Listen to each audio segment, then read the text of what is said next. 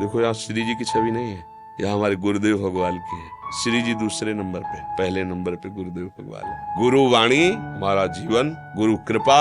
श्री जी तो पहले भी थी ना, क्योंकि वो अनंत है, अनादिकाल से थी, अनेकों जन्म व्यतीत हो गए तो पहले भी थी, भगवान तो पहले भी थे ना। गुरु रूप में आकर उन्होंने जो कृपा की, इसलिए सबसे पहला हमारा दंडवत और सबसे पहले हमारा सुमिरन गुरुदेव का होता है। उनकी कृपा से ही सतमार्ग है। हम श्री जी को पहले नहीं, गुरुदेव को पहले, उनकी कृपा से। अगर श्री जी का थोड़ा भी प्यार मिलता है तो हम ये देखते हैं कि इनकी कृपा से मिलता। मेरे में ऐसा कोई सद्गुण नहीं, मैं इस लायक नहीं, ये तो मेरे गुरुदेव की कृपा है, इसलिए मुझे प्यार मिल रहा है।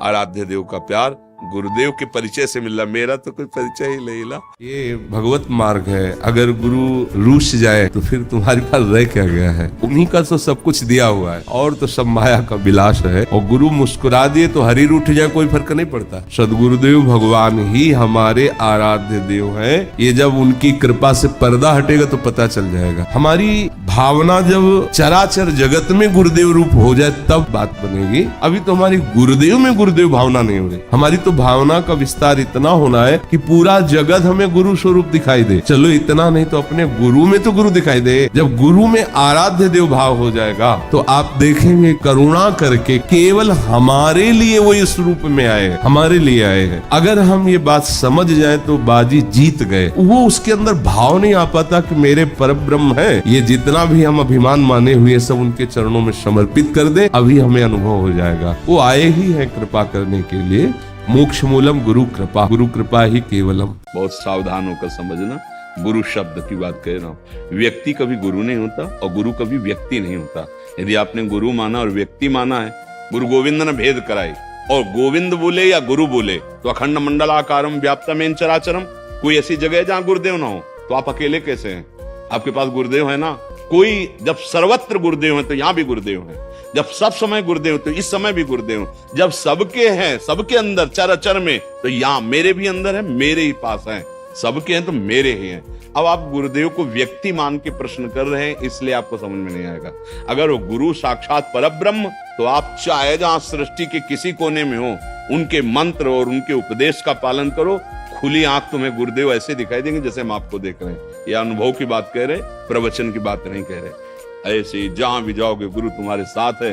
तुम्हें छोड़ दे वो गुरु नहीं होता, तुम छोड़ देते हो इसलिए शिष्य नहीं हो। गुरु तुम्हें नहीं छोड़ सकता। गुरुदेव के वचन सिर्फ, और उसी वचन से आप आगे बढ़ो, बस श्री जी की प्राप्ति हो जाएगी। दूसरा कोई नहीं, कोई नहीं, कोई नहीं। जो गुरुदेव ने उपदेश दिया बस उस पे दृढ़ हो जाना है। माया का कार्य है, बस उसी से हटा देना और सब करवाएगी। प्रभु के अनंत नाम है, चितम केशवम नारायणम। लेकिन हमारे गुरुदेव ने हमें बोला राधा, अब राधा नाम में हमें रति करनी, बस राधा नाम।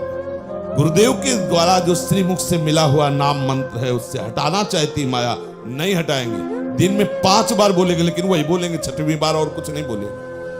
500 हम नहीं जप पा रहे, लेकिन 5 बार बोलेंगे तो राधा ही राधा बोलेंगे हम, और कुछ नहीं बोलेंगे, नहीं बोलेंगे। हमारी प्यारी, हमारे प्यारे, तो एक दिन देखोगे गलबहियां दिए आएंगे ये आपके पास, क्योंकि इनके सिवा आपने किसी और का आश्रय नहीं लिया। उपासना का रंग तभी आता है जब आप अपनी निष्ठा पे आते हैं। आपको जितना विवेक है, आप में जितनी सामर्थ्य है, मतलब आप उतना कदम बढ़ाइए। आगे का सारा कार्य इष्ट गुरु करेंगे, निश्चिंत रहिए आप। लेकिन अगर उतने में बेईमानी करेंगे तो भी एक है अलग रास्ता, कृपा, वो गोदी में ले जाएंगे।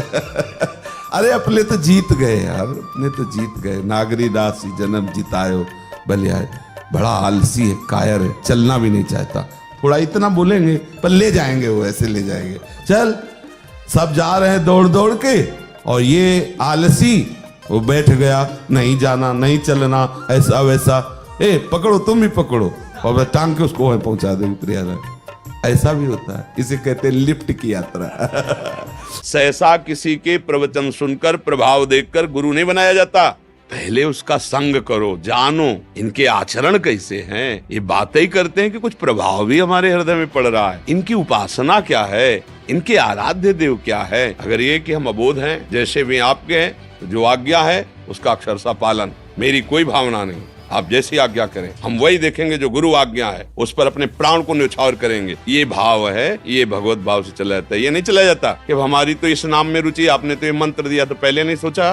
बहुत सावधानी से, गुरु अवज्ञा, गुरु अपराध ये ऐसे हैं जो मिटने वाले नहीं होते हैं। हमारा पहले समझना चाहिए ना। कभी हम किसी से नहीं कहते दीक्षा लो, कभी किसी से नहीं कहते कि बिना दीक्षा के तुम्हारा कल्याण नहीं होगा, कभी नहीं कहते। बात मान लो कल्याण हो जाएगा। राधा राधा बोला, आप राधा राधा बोलो और गुरु मंत्र करो, आप देखो आपको लाभ मिल। सुना ना, राधा राधा मुख से सुना ना, तो किस मान लो कि हमें गुरु ने राधा नाम दिया और राधा राधा राधा निहाल हो गए। किसी भी संत की बात मान लेना ही गुरुवाणी है। सब संतों में गुरुदेव विराजमान है। कोई संत तुम्हें सतमार्ग की बात बता रहा है, वो गुरुदेव ही बता रहे हैं। बात पकड़ लो, बात माने तो शिष्य, बात ना माने तो कंठी तिलक को माला पहनने के बाद भी वो शिष्य नहीं। ये कोई लौकिक व्यवहार थोड़ी है कि जैसे 16 संस्कार होते हैं ऐसे एक संस्कार गुरु का होगा, ऐसा नहीं। बात माने तो चेला, नहीं तो फिर किस बात का शिष्य। आपने गुरु के पास समीपत्व को क्या समझा है? क्या जैसे ऐसे बैठे इसे समीप कहते हैं क्या? नहीं, बहुत सावधान होकर समझना। गुरु शब्द की बात कह रहा हूं। व्यक्ति कभी गुरु नहीं होता और गुरु कभी व्यक्ति नहीं होता। यदि आपने गुरु माना और व्यक्ति माना है तो फिर व्यक्तित्व का पास ये समीप नहीं कहलाता है। हमारे समीप रहने वाला यदि हमारी आज्ञा का उल्लंघन करता है, हमारे मनोभाव के अनुसार नहीं चलता है, वो हमारे समीप है ही नहीं। और 10,000 किलोमीटर दूर है और हमारी बात मानकर श्रद्धा से चल रहा है तो उसको समीपता का स्वयं अनुभव होगा, स्वप्न में भी और जागृत में भी। उसको दिखाई देगा कि हमारे गुरुदेव हमें हर क्षण बचा रहे हैं, हमें प्यार कर रहे हैं और गुरुदेव यहाँ बैठे हैं। यहाँ जैसे अर्जुन के सारथी बने श्री कृष्ण बैठे हैं, ऐसे ही तुम्हारे माइंड में, तुम्हारे मानस पटल पर वो अपना शासन लिए वहीं बैठे हैं। ना तुम्हें भ्रष्ट होने देंगे और ना कोई बाधा तुम्हें सता पाएगी, यदि वास्तविक गुरुदेव का स्वरूप मानकर गुरुदेव को समझें। कोई ऐसी जगह है जहां गुरुदेव ना हो तो आप अकेले कैसे हैं? आपके पास गुरुदेव है ना। अगर वो गुरु साक्षात परब्रह्म, तो आप चाहे जहां सृष्टि के किसी कोने में हो, उनके मंत्र और उनके उपदेश का पालन करो, खुली आंख तुम्हें गुरुदेव ऐसे दिखाई देंगे जैसे हम आपको देख रहे हैं। यह अनुभव की बात कह रहे, प्रवचन की बात नहीं कह रहे। गुरु दक्षिणा ही तो गुरु दीक्षा की पूर्ति है, पर गुरु दक्षिणा कोई पार्थिव वस्तुएं नहीं होती। मान लो आप जैसे शिष्य हैं तो आपको देखना है कि आपका प्राण कितना समर्पित है, आप कितना ममत्व धन में रखते हैं, परिवार में रखते हैं या गुरु आज्ञा पे रखते हैं। इसलिए वहां ऐसी वस्तुओं की बात की गई। गुरु दक्षिणा का मतलब होता है आपका अस्तित्व गुरु चरणों में समर्पित हो जाना। शिष्य ने सर्वस्व दे दिया और गुरु ने कुछ नहीं स्वीकार किया, क्योंकि जिन वस्तुओं की तुम्हें त्याग की बात हो तो पहले त्याग चुके हैं ना, तभी तो वस्तु तत्व का बोध हुआ। अगर उस पे महत्व है तो फिर महत्व क्या रहा। तो यहाँ जो दक्षिणा शब्द का भाव है, तो जैसे गुरुकुलों में रहते थे फिर जाकर गृहस्थी स्वीकार करते थे, तो वहां गुरुकुल की सेवा के लिए, गौ सेवा, आश्रम सेवा के लिए अब वो राजकुमार आए हैं तो उनको कुछ भेंट दक्षिणा दी, ऐसे चले गए। वस्तुतः गुरु दक्षिणा का सीधा महत्व है तुम्हें भगवत प्राप्ति हो जाए। तुम्हारी भगवत प्राप्ति में तुम्हारा शरीर का अभिमान, धन का अभिमान, जन का अभिमान, ये सब बाधक है। उस अभिमान को त्यागने की बात है, ना कि रुपया पैसा ऐसा की तन मन प्राण आपकी आज्ञा में समर्पित करेंगे, यही गुरु दक्षिणा है। हे गुरुदेव, आपकी आज्ञा में हमारा जीवन सर्वस्व। तो गुरु का जो सर्वस्व ब्रह्म है, जो आत्म तत्व है, जो भगवान है, वो तुम्हारे हृदय में स्फुरित हो जाएंगे।